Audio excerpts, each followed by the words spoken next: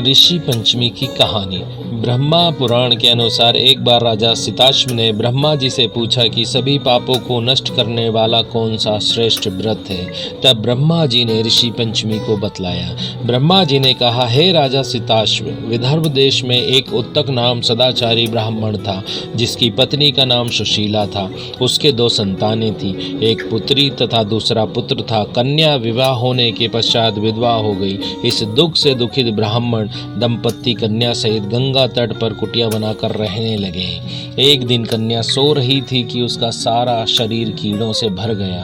कन्या ने सारी बात माँ से कही। माँ ने पति से सब बात कहते हुए पूछा, प्राणनाथ, मेरी कन्या की यह गति होने का क्या कारण है। उत्तेक ने समाधि लगाकर इस घटना का पता लगाकर बताया कि पूर्व जन्म में ये कन्या ब्राह्मण थी।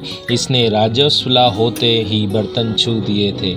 इस जन्म में भी इसने लोगों की दशा देखी, ऋषि पंचमी का व्रत नहीं किया, इसलिए इसके शरीर में कीड़े पड़े हैं। धर्मशास्त्रों की मान्यता है कि राजस्वला स्त्री पहले दिन चंडालनी, दूसरे दिन ब्रह्माघातनी तथा तीसरे दिन धोबिन के समान अपवित्र होती है। वह चौथे दिन स्नान करके शुद्ध होती है। यदि यह शुद्ध मन से अब भी ऋषि पंचमी का व्रत कर ले तो सारे दुख छूट जाएंगे और अगले जन्म में अटल सौभाग्य को प्राप्त होगी। पिता की आज्ञा से पुत्री ने विधि पूर्वक ऋषि पंचमी का व्रत एवं पूजन किया। व्रत के प्रभाव से वह सारे दुखों से मुक्त हो गई। अगले जन्म में उसे अटल सौभाग्य सहित अक्षय सुखों का भोग मिला। जय ऋषि पंचमी की।